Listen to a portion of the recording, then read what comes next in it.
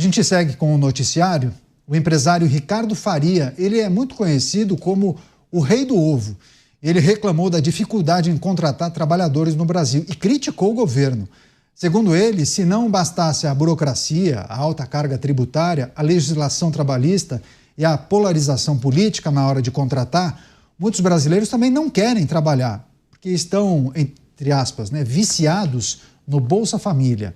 Para Ricardo, muitas vezes as empresas não têm a chance de trazer essas pessoas para treinar e dar uma vida melhor por elas estarem presas em programas sociais. Por fim, o empresário também criticou a proposta de aumento de impostos para milionários no Brasil, afirmando que já transferiu sua residência fiscal para fora do país e acusando o Planalto de querer premiar o pequeno e punir quem promove o crescimento. Chamar o Cristiano Beraldo para a gente entender essa crítica de um empresário muito bem sucedido, conhecido como o rei do ovo, dizendo que tem dificuldade em contratar, porque muitas pessoas estariam viciados no Bolsa Família. É a dependência dos benefícios sociais. E aí preferem ficar recebendo o benefício social a arrumar um emprego que lhe daria um provento muito, mas muito maior. Beraldo?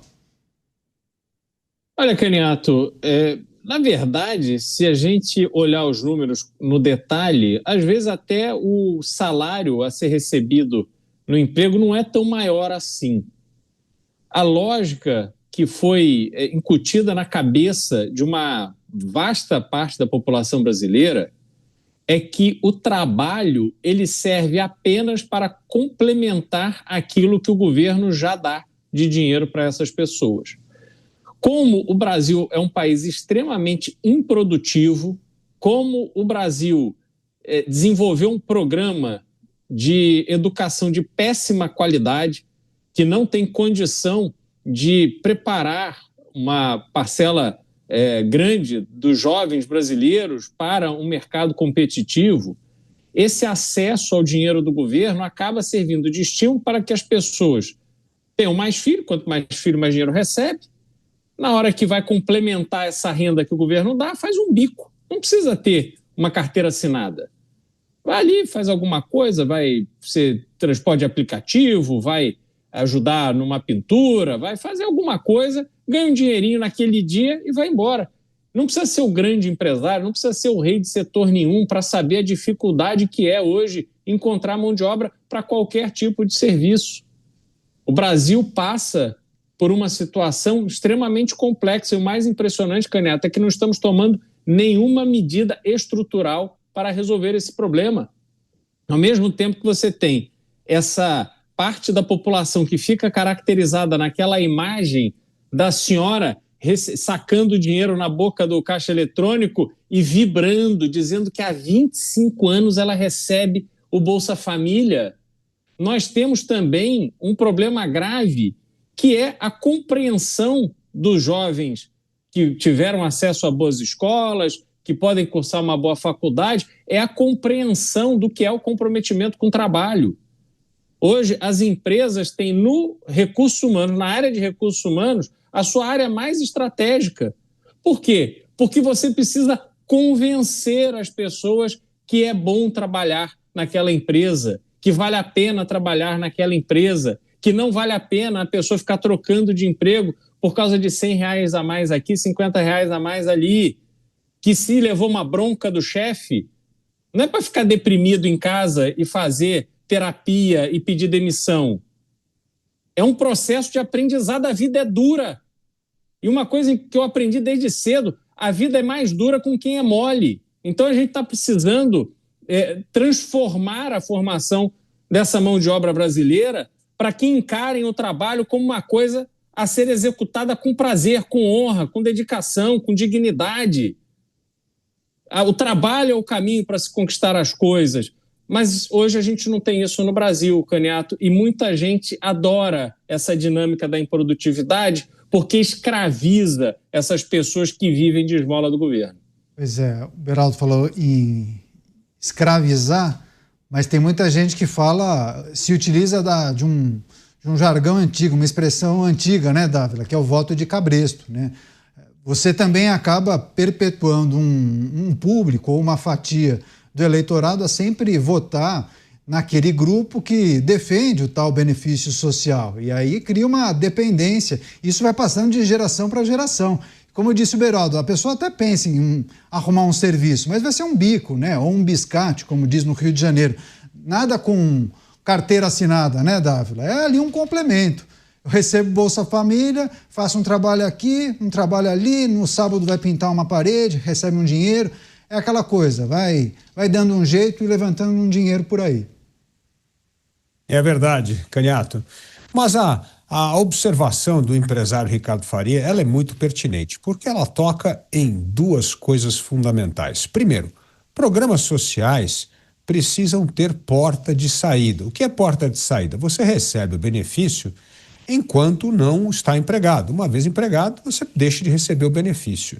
Segundo ponto, outra porta de saída é dar prazo para esses programas existirem. Por exemplo, até mesmo nos países escandinavos, que são muito generosos com esses programas, eles exigem, por exemplo, que os trabalhadores desempregados façam programas de reciclagem profissional e que tenham 6 meses para achar emprego. Se não tiver emprego em 6 meses, pode pedir por mais um pouco e tem que mostrar que está procurando emprego.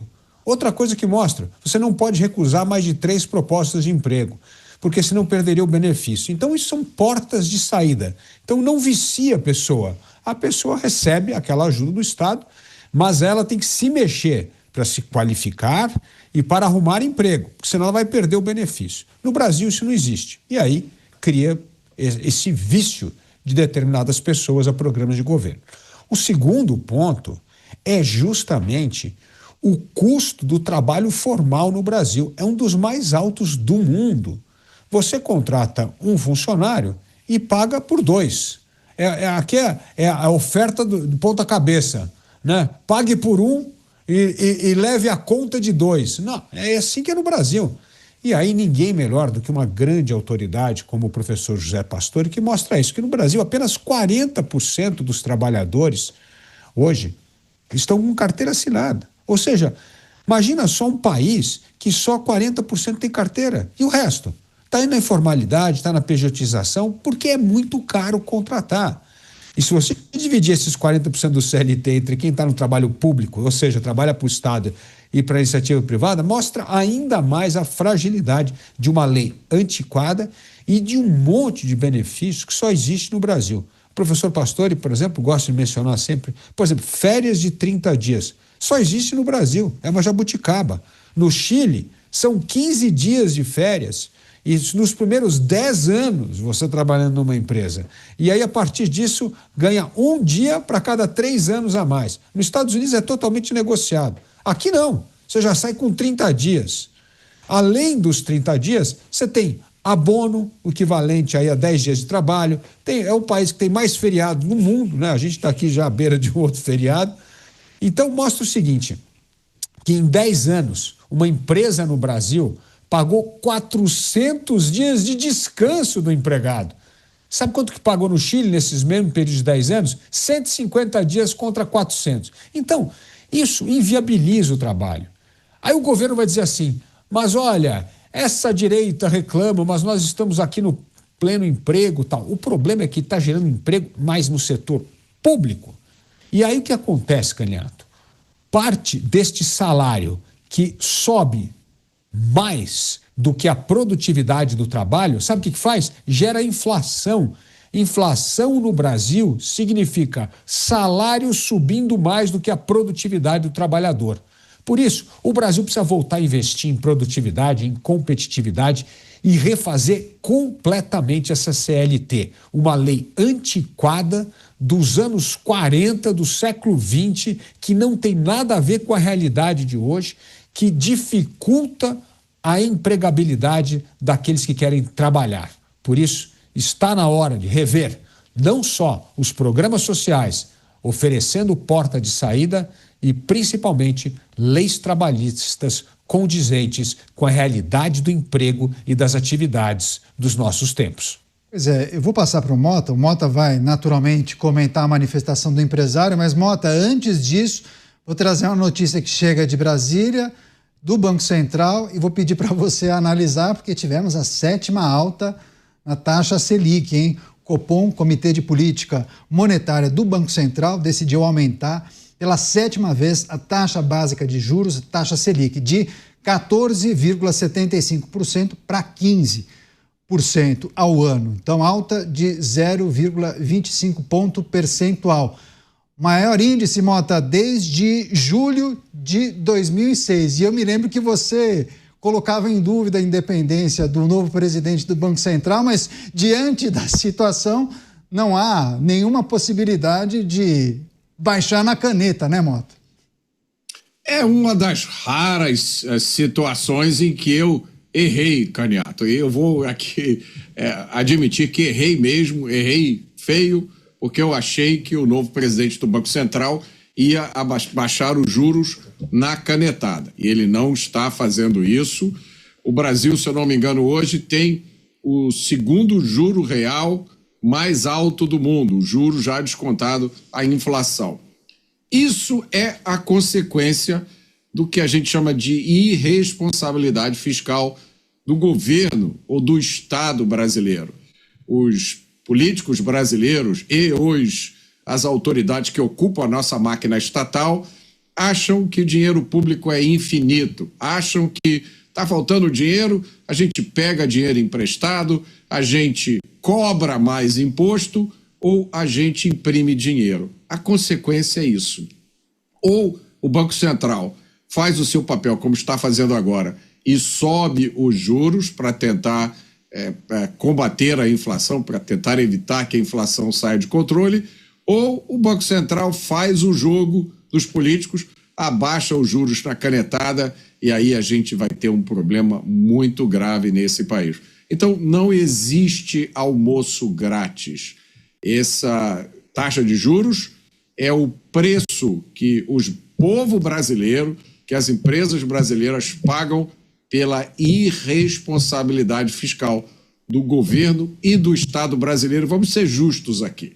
Não é só do governo, não, porque tem muita gente no Estado que não faz parte do governo e que não tem problema nenhum em gastar o dinheiro dos impostos como se não houvesse amanhã. Pois é, o reajuste que mantém um ciclo de alta da taxa de juros, né? 7ª seguida, 15% ao ano, a elevação feita no dia de hoje pelo Comitê de Política Monetária do Banco Central.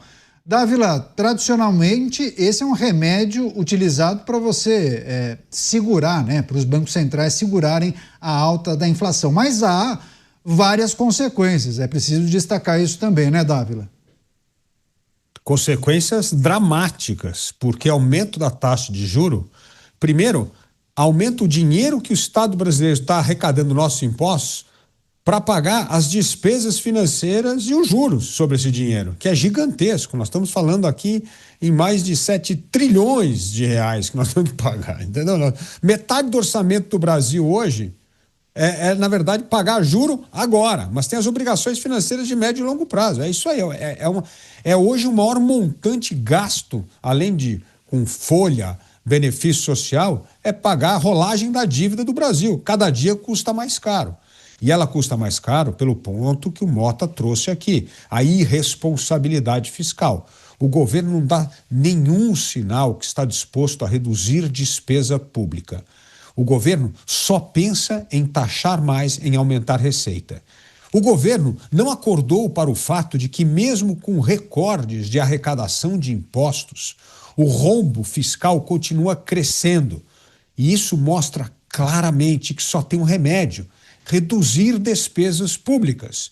O governo se recusa a fazer isso, porque as duas principais alavancas desse aumento da despesa pública foi esse governo que criou, que é a indexação do salário mínimo a todos os benefícios sociais, e isso, Caniato, representa 60% do orçamento brasileiro.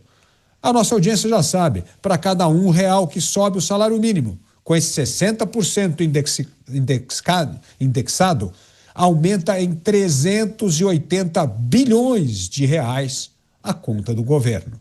O governo não quer mexer nisso. O governo que criou gastos obrigatórios novamente para educação e saúde, outra fonte que vem estrangulando a despesa pública.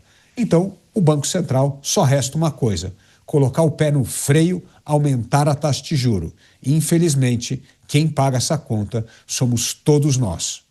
Pois é, e aquele camarada que tem um dinheiro guardado, pensava em abrir um negócio, empreender, com esse aumento, pensa bem, né? Ele reflete, fala, não, vou deixar na renda fixa, muito melhor, não vou ter dor de cabeça, pelo menos por enquanto. Você, Beraldo, foi uma decisão diferente do Banco Central norte-americano, na chamada super quarta, né? O Banco Central norte-americano decidiu manter a taxa atual, né? Já o Copom, elevação de 0,25 ponto percentual, Beraldo. Mas a gente não pode comparar a economia norte-americana com a economia brasileira, Caniato, porque os países vivem em mundos completamente diferentes do ponto de vista econômico.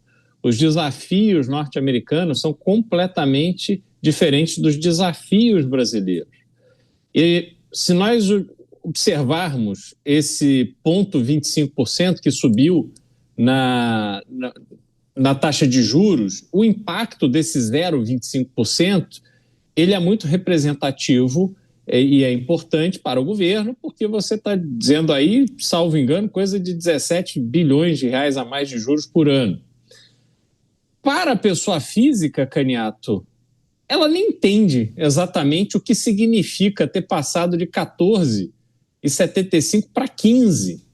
Porque a realidade das pessoas no Brasil, que é um país que tem histórico de inflação alta e tem histórico de juros altos, aliás, faço um adendo aqui, Mota, você falou que o Brasil está ali entre os tops ali de maior juros real do mundo, mas isso é que se nós pegarmos a inflação oficial, que é aquela inflação calculada de forma muito criativa, porque o aumento do custo de vida que todos nós aqui, toda a nossa audiência sente quando vai ao mercado, quando tem reajuste do aluguel, quando tem aumento da gasolina, etc., a gente sabe que a vida no Brasil ela está encarecendo num ritmo muito maior do que a inflação oficial. Só que para as pessoas, Caniato, apesar deste caos que é histórico no Brasil, o Brasil não ensina sequer matemática financeira às pessoas. Ou seja, a população ela não tem instrumentos para se proteger. Ela fica na mão de um mercado financeiro que cobra dela não os 15, não os 14,75, mas cobra 400% de juros ao ano no cartão de crédito ou no cheque especial. Não é à toa que temos 70% da população adulta no Brasil inadimplente, porque é simplesmente impossível se pagar dívida no Brasil.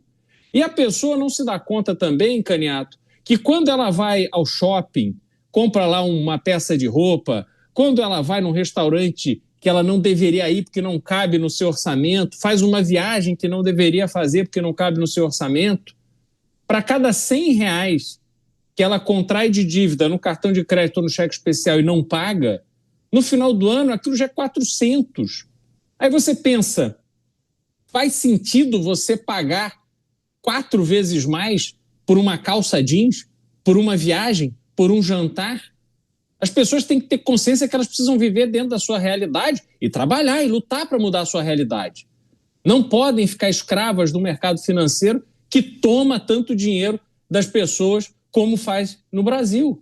Portanto, precisamos transformar essa dinâmica econômica por dentro para as pessoas começarem a compreender o quanto do fruto do seu esforço, do seu trabalho, elas entregam de mão beijada para o governo incompetente em impostos e para os bancos goela larga em juros. Pois é, a gente segue acompanhando essas movimentações. Qualquer novidade em relação à alta da taxa Selic, repercussões, declarações de lideranças, a gente traz aqui. Agora a gente vai retomar nossa discussão sobre a manifestação de um empresário sobre a dificuldade em contratar mão de obra, porque, segundo ele, há uma grande fatia da população que está viciada em benefícios sociais. Ele deu como exemplo o Bolsa Família. Passar a palavra para o Mota, porque a gente estava justamente nessa discussão, quando eu passaria a palavra para ele, e a gente, de tempos em tempos, observa essas manifestações muito sinceras e duras, muitas vezes, de empresários que relatam essa dificuldade. Ele foi além, né, Mota? Além de falar da dificuldade em contratar, mencionou também a dificuldade em você administrar uma empresa, alta na taxação, disse que já mudou de domicílio, hoje em dia mudou o domicílio para uma outra localidade fora do Brasil, enfim, fez um pacote de várias críticas que são pertinentes, né? Nós temos que dar os parabéns a ele pela sinceridade e pela coragem de dizer isso nos dias de hoje. O que ele disse reflete uma preocupação legítima e verdadeira, conhecida por todo mundo que conhece o Brasil real. Eu já ouvi essa queixa de muitos empresários. Há pouco tempo nós falamos aqui sobre um restaurante que tinha feito uma reclamação pública de que não conseguia contratar ninguém por causa do Bolsa Família. Eu já relatei aqui uma conversa que eu vi entre dois rapazes voltando da praia, um ensinando para o outro um truque, como fazer para manter um emprego e ao mesmo tempo continuar recebendo o Bolsa Família. No ano passado eu estive em Caxias do Sul, fazendo uma palestra para empresas do polo metal mecânico. Eles me disseram que tinham 3.000 vagas de emprego em aberto nas indústrias. Vagas em indústrias, não são com salário mínimo. Os programas assistencialistas de caráter populista criam dependência em muitos que recebem o benefício. Isso não é novidade nenhuma.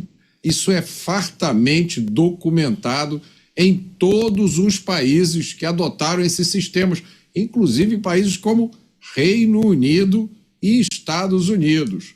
Além do fato de que esses programas, em muitos casos, têm como finalidade principal servir para populismo eleitoral. O ex-presidente americano Ronald Reagan já disse uma vez: o melhor programa social é um emprego. O que se está fazendo hoje no Brasil é sabotar o futuro desse país. Essas políticas estão criando uma categoria de pessoas que não consegue mais se entusiasmar com a possibilidade de ganhar o pão com o suor do próprio rosto. E quando você abre mão de garantir a sua sobrevivência através do seu trabalho, quando você coloca essa responsabilidade nas costas de outras pessoas, você está abrindo mão de uma coisa que é essencial na vida. O escritor Theodore Dalrymple documentou nos seus livros as consequências disso no Reino Unido, uma nação do primeiro mundo, das mais desenvolvidas do planeta. As pessoas perdem a motivação de viver, se entregam à promiscuidade, ao álcool, às drogas, ao jogo. Vamos lembrar, né? A gente, praticamente em todos os programas, a gente fala sobre isso, sobre essa nova onda de jogo, porque as pessoas simplesmente não têm mais razão para viver. Todo mês o Estado pinga um dinheirinho da conta delas, elas não precisam fazer nada. Isso é a corrosão daquilo que é mais importante para um país. Um Estado que tem uma política como essa, que admite criar categorias, multidões, que não precisam mais trabalhar para garantir o seu sustento, esse Estado está dinamitando o futuro do país. Quer dizer, tem um outro aspecto também na fala do empresário Ricardo Faria, Dávila, quando ele diz que transferiu a sua residência fiscal para fora do Brasil e chega a acusar o Brasil de querer premiar o pequeno e punir quem promove o crescimento e o desenvolvimento do país, aquele que emprega de fato. E aí eu queria, Dávila, perguntar para você sobre uma onda que a gente tem observado de empresas que têm investido em outros países, por exemplo, no Paraguai. Recentemente eu estava lendo um artigo que dizia que uma grande empresa de meias e artigos, roupas íntimas, vai abrir uma fábrica no Paraguai. E há uma tendência de algumas empresas brasileiras de investir em outras nações justamente pelos incentivos fiscais, pelos custos mais baixos. Você acha que veremos esse caminho, empresas brasileiras saindo daqui ou montando operações em outros países, Dávila? Com certeza, Canhato. Aliás, o nosso vizinho Paraguai aqui tem estabilidade das regras do jogo e você paga 10% de imposto. Olha quanto a gente paga aqui. É óbvio que se você pudesse instalar do outro lado da fronteira, vender o Brasil e pagar 10% de imposto, é um negócio maravilhoso. E muitas empresas estão procurando justamente o Paraguai por causa disso. Porque mostra o Paraguai aí com uma visão moderna, governo pró-mercado, querendo atrair investimento, empresas, impostos baixos, e isso atrai negócio. O Brasil é o caminho contrário. Um governo que demoniza empresário, demoniza gente rica, só cria problema, burocracia e só pensa em aumentar imposto. Todo dia aqui o nosso ministro da Fazenda só pensa em criar mais um imposto. Então, assim, é óbvio que isso desencoraja qualquer investimento no país. Então, empresas que conseguem produzir do outro lado da fronteira, vender no Brasil e pagar pouco imposto, vai fazer. Agora, não é todo mundo que dá para fazer isso. Por exemplo, o agronegócio, você não consegue tirar a terra daqui e levar para o Paraguai, né? Tem que ficar aqui, né? Então, isso faz parte da natureza de alguns negócios que têm essa flexibilidade. Quanto mudar a residência fiscal, é óbvio, o governo todo dia demoniza grandes empresários, demoniza o rico, diz que quer taxar o rico. É óbvio que quem tem dinheiro e quer mudar a residência fiscal vai fazer, porque não quer correr esse risco. Então, isso mostra o Brasil na contramão da história. Ao invés do Brasil, neste momento, estar criando incentivo para as pessoas empreenderem, crescerem, produzirem, não, ele está criando um incentivo ao desinvestimento, à não geração de emprego.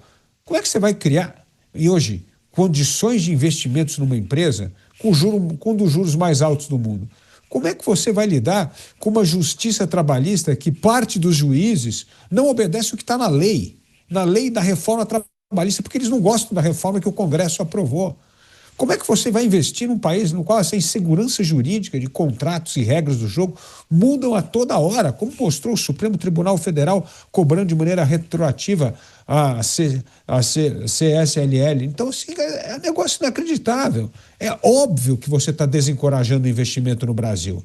E é por isso que produtividade, competitividade do país vem caindo de maneira significativa nos últimos anos. Este aqui é um país que parece que quer expulsar negócio ao invés de atrair negócio. E por último, a legislação tributária. Nós damos incentivo para você permanecer uma empresa pequena, porque se você começa a crescer, se torna uma empresa de médio porte ou grande porte, muda a alíquota de imposto, agora você vai ter que pagar muito mais imposto. Então, está tudo errado. Esse aqui é um país que só pensa em assistencialismo estatal e punir os grandes empresários como se eles fossem a vaca leiteira que tem que pagar o custo de um Estado ineficiente que sufoca o empreendedor, o investidor e todo mundo que produz no país.